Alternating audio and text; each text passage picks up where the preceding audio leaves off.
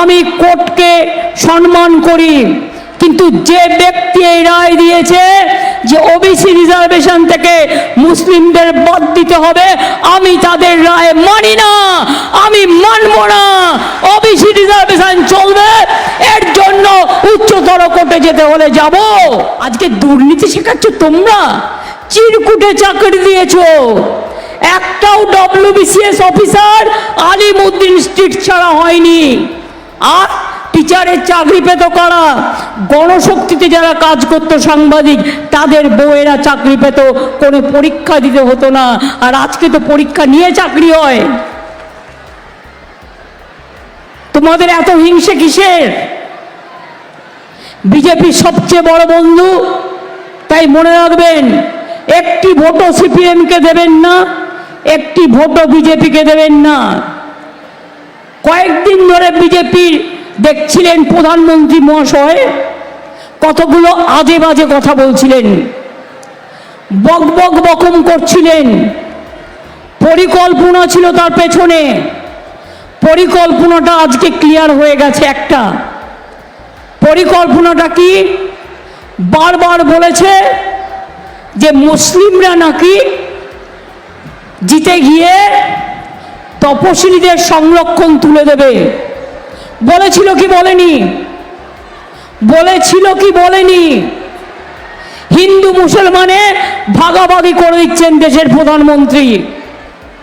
সারা বিশ্ব শুনলে নিন্দা করবে, এবং এইটাই আজকে কোর্টকে দিয়ে করিয়েছে। কোর্টের সবাই খারাপ নয়, আমি কোর্টকে সম্মান করি, কিন্তু যে ব্যক্তি এই রায় দিয়েছে যে ওবিসি রিজার্ভেশন থেকে মুসলিমদের বাদ দিতে হবে, আমি তাদের রায় মানি না, আমি মানব না। ওবিসি রিজার্ভেশন চলবে, এর জন্য উচ্চতর কোর্টে যেতে হলে যাব। এরা আমায় চেনে না যে আমি মাথা নত করার লোক নই। আমি বারবার বলেছি, কেন মুসলিমরা তপশিলীদের চাকরি কাটতে যাবে, তাদের রিজার্ভেশনে ভাগ বসাবে? ওদের এত খারাপ ভাবার কোনো কারণ নেই, তুমি পছন্দ করো না বলে। কিন্তু মনে রাখবেন, আপনাদের মধ্যেও দু একটা গদ্দার ঢুকে গেছে, দু একটা গদ্দার ঢুকে গেছে, যে গদ্দারগুলো বিজেপিকে মেটেরিয়াল সাপ্লাই করে আর বিজেপির কাছে গিয়ে কাছের মানুষ থাকতে চায়। এরা জানে না, এমনকি ভোটটা পর্যন্ত দিতে আসে না এখন আর অনেকে, কেউ কেউ। আমি বারবার বলি, মুসলিমরা এত খারাপ নয় যে তারা তপশিলীদের রিজার্ভেশন কাটবে। মোদিবাবু, আপনি জেনে রাখুন, আপনি আগুন নিয়ে খেলছেন। তপশিলীদের রিজার্ভেশন আপনি ক্যান্সেল করবার চেষ্টা করছেন, আপনাকে করতে দেব না। আপনি মুসলিমদের নামে দোষ দেবেন না।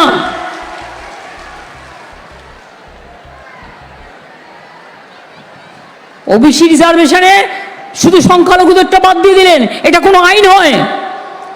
আইনে কখনো ডিসক্রিমিনেশন হয় না। আমিও অ্যাজ এ লয়ার আমি আমার ভার্সন বলছি, আমার ওপিনিয়ন, এটা হতে পারে না। 2012 সাল থেকে চলছে একটা আইন, আর একজন বিচারক মহাশয়, কেউ রিটায়ার করে বলছে আমি RSS-এ ছিলাম, কেউ বলছে আমি RSS-এর, কেউ বলছে আমি বিজেপির। এই দিয়ে মানুষের বিচার হবে কোত্থেকে? মানুষের বিচার হবে না দিয়ে। আমি পরিষ্কার আপনাদের বলেছি, আমরা যখন ওবিসি রিজার্ভেশন করেছিলাম, আমরা আইন মেনে করেছিলাম, আমরা সার্ভে করেছিলাম, এবং সার্ভে করে উপেন বিশ্বাস তখন সেই কমিটির চেয়ারম্যান ছিল। মনে রাখবেন, আমরা একটার পর একটা কমিশন থেকে রিপোর্ট এনে করেছিলাম। তখন কোর্টে কেস হয়েছিল, কোর্টে হেরে গিয়েছিল বিজেপি। তখনও সিপিএম কোর্টে কেস করতে গিয়েছিল, হেরে গিয়েছিল। আজও জেনে রাখুন, জনতার ভোটে আপনাদের হারিয়ে আপনাদের দাবি আমি মানব না, মানব না, মানব না।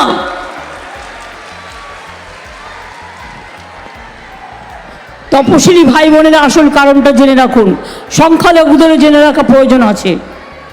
এই যে সৌগতদা লাস্ট অংশে বলবার চেষ্টা করেছিলেন ইউনিফর্ম সিভিল কোড কেন করা হচ্ছে? বিজেপির ম্যানিফেস্টোয় নিয়ে এসছে। কেন জানেন? ওটা যেই হয়ে যাবে তপশিলীদের রিজার্ভেশন আর থাকবে না, আদিবাসীদের রিজার্ভেশন থাকবে না, ওবিসিদের রিজার্ভেশন থাকবে না, হিন্দুদের অস্তিত্বও থাকবে না। এতই যদি তুমি হিন্দু হও, তাহলে আসামে 19 লক্ষ হিন্দু বাঙালির নাম কেন বাদ গিয়েছিল এনআরসিতে? বলো বলো বলো, জবাব দাও। আসলেন মোদি বাবু তপশিলীদের রিজার্ভেশন কেটে নিতে চায়, আমরা কাটতে দেবো না। সংখ্যালঘুদের ওবিসি রিজার্ভেশন কেড়ে নিতে চায়, আমরা কাটতে দেবো না। ওরা আদিবাসীদের অস্তিত্ব কেড়ে নিতে চায়, আমরা কাটতে দেবো না। ওরা ইকোনমিক ব্যাকওয়ার্ড ক্লাস, আমার এখানে তাও আছে, তাদেরও আমি সম্মান দিই, তাদেরটাও কাটতে দেবো না, সাধারণ মানুষেরটাও কাটতে দেবো না। এটা হতে পারে? দেখুন, আমি একটা মানুষ, আমার দুটো হাত আছে, দুটো পা আছে, দুটো চোখ আছে, দুটো কান আছে, একটা নাক আছে, দাঁত আছে, শরীরের সর্বাংশে যা যন্ত্র থাকার আছে, একটা দুটো সিপিএমের হাতে মার খেয়ে বাদ দেওয়া ছাড়া। একজন মানুষ হতে গেলে সবটাই থাকবে। ঠিক সেই রকম মনে রাখবেন, আমাদের দেশটা কিরকম? আমাদের দেশে রবীন্দ্রনাথ ঠাকুরের ভাষায় পাঞ্জাব সিন্ধু গুজরাট মারাঠা দ্রাবিড় উৎকল বঙ্গ, হিন্দু বৌদ্ধ শিখ জৈন পারসিক মুসলমান ও খ্রিস্টানি, আমরা সবাইকে নিয়ে চলি। क्या मैं सच बोल रहा हूं कि नहीं? हम सबको लेके चलते हैं, हम सब एक है, सारे जहां से अच्छा हिंदुस्तान हमारा। ये मोदी का देश नहीं है, ये हमारा देश है। मोदी तो आज है, जब आंदोलन शुरू हुआ था स्वाधीन आजादी का, तब कहां थे मोदी, कहां थे बीजेपी? बीजेपी तो आजादी का लड़ाई में বিট্রে किया था। তখন মোদি বাবুরা কোথায় ছিলেন? এটা আপনার একার দেশ নয়। আপনি বলেন আপনি মানেই ভারত, এটা হতে পারে না। এটা মানুষের দেশ। আমাদের সংবিধান আছে, আমাদের সংবিধান আছে। বাবা সাহেব আম্বেদকর তৈরি করে দিয়ে গেছিলেন। বাবা সাহেব আম্বেদকর, মহাত্মা গান্ধীজি, নেতাজি সুভাষচন্দ্র বোস, লাল বাল পাল, বাল গঙ্গাধর তিলক, রাজেন্দ্র প্রসাদ থেকে শুরু করে নেতাজি সুভাষচন্দ্র বোস, রবীন্দ্র নজরুল, এরা না থাকলে ভারতবর্ষ হতো না। আর বাংলা না থাকলে দেশ স্বাধীন হতো না, মনে রাখবেন। আর পাঞ্জাব যদি না থাকতো, এবং আজকে আবার বলি, বাংলাই পারবে তোমাদের ঘাড় ধাক্কা দিয়ে সরকার থেকে তোমাদের সরিয়ে দেওয়া, গণতন্ত্রের মাধ্যমে, ভোটের মাধ্যমে। এটা বাংলাই পারবে। কি পারবেন তো? কি মা ভাই বোনেরা পারবেন তো?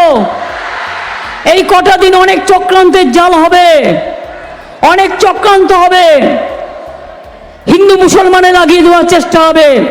ওরা লাগালে আপনারা লাগবেন না তো? আমায় কথা দিন, আমায় কথা দিতে হবে। হিন্দু মুসলমানে দাঙ্গা বিজেপি লাগালেও আপনারা কেউ লাগাবেন না, কারণ এটা ওদের প্ল্যান বি। সন্দেশখালি ছিল প্ল্যান এ।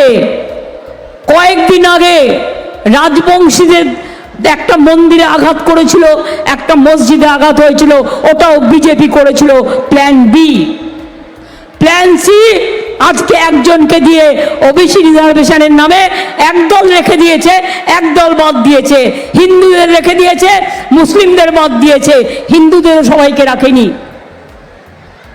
তুমি দেখবার কে? তুমি সার্ভে করেছো, দেখেছো কমিশন কোনটা করা উচিত, কোনটা না করা উচিত? আমরা 1 বছর খেটে খুঁটে তারপরে করেছিলাম। তুমি গভর্নমেন্ট চালাবে না তুমি কোর্ট চালাবে, কোনটা চালাবে ঠিক করে নাও। মানুষের সরকার তোমরা বলে দাও যে রাজ্যের দরকার নেই, সরকারের দরকার নেই, আমরাই চালাবো, তোমরা সরকার চালাও, আমাদের তাহলে কিছু করবার দরকার নেই। আমি পরিষ্কার সেই জাজকে বলছি, আগেও অনেকগুলো আপনি করেছেন। পান্তা ভাত আমাদের খেতে খুব ভাল লাগে। আমরা একটু তেল, লঙ্কা, পেঁয়াজ চানাচুর টানাচুর আলুর চপ দিয়ে খাই, কিন্তু ওটা এক একদিন ভালো লাগে, রোজ ভালো লাগে না। মাথায় রাখবেন, গায়ের জোরে যদি কেউ মনে করেন আমি রাজ্য সরকারের ক্ষমতা কেড়ে নিলাম, আমি তাদের আবার বলি 26,000 ছেলে মেয়ের চাকরি যখন কেড়ে নেওয়া হয়েছিল আমি তাদের পাশে দাঁড়িয়ে বলেছিলাম এটা করতে দেব না, যত দূর যেতে হয় যাব, কিন্তু আমার শিক্ষার্থীদের পাশে, আমার শিক্ষক শিক্ষিকার পাশে, আমার ছাত্র যুবর পাশে আমরা চিরকাল ছিলাম, আমরা আছি, আমরা থাকব। এবং আজকেও বলি যত দূর যেতে হবে যাব, কিন্তু মনে রাখবে এ অর্ডার আমরা মানছি না, মানছি না, মানছি না, মানব না, মানব না, মানব না। আইনে কখনো ডিসক্রিমিনেশন হয় না, হয় না, হয় না। এটা নরেন্দ্র মোদীকে খুশি করবার জন্য। আর নরেন্দ্র মোদী যা বলছেন দু একজন এটাই করছেন। অনেক তো বলিনি যে দেব। আপনারা জানেন মুয়াজ্জম ইমামদের নিয়ে এরা কি কত কেলেঙ্কারি করেছিল, কোর্টে গিয়ে সব বাতিল করে দাও। আমি যখন পুরোহিতদের দিই তখন তো আমার মনে হয় না আমার ইমাম মুয়াজ্জম আর আমার পুরোহিতদের মধ্যে কোনো পার্থক্য আছে। আমি যখন রেশনে চালটা দিই তখন কি নামটা লেখা থাকে এইটা হিন্দুর রেশন, ওটা মুসলিমের রেশন, ওটা সিপিএমের রেশন, ওটা বিজেপির রেশন? সবাইকে তো দিই। স্বাস্থ্যসাথী আপনারা পান না? সবটাই পান আপনারা, পড়াশুনো থেকে শুরু করে সব কিছু। চিন্তা করবেন না, দিদি যখন আছে দিদি বুঝে নেবে। আর মনে রাখবেন আমি গ্যারেন্টি দিই না, গ্যারেন্টি মানে 420। আমি প্রতিশ্রুতিও দিই না, আমি বলি আমার প্রতিশ্রুতি আমার কথার দাম। আমি যা বলবো আমি সেটুকু করবার চেষ্টা করব, যা পারবো না সেটা বলে দেবো করতে পারবো না।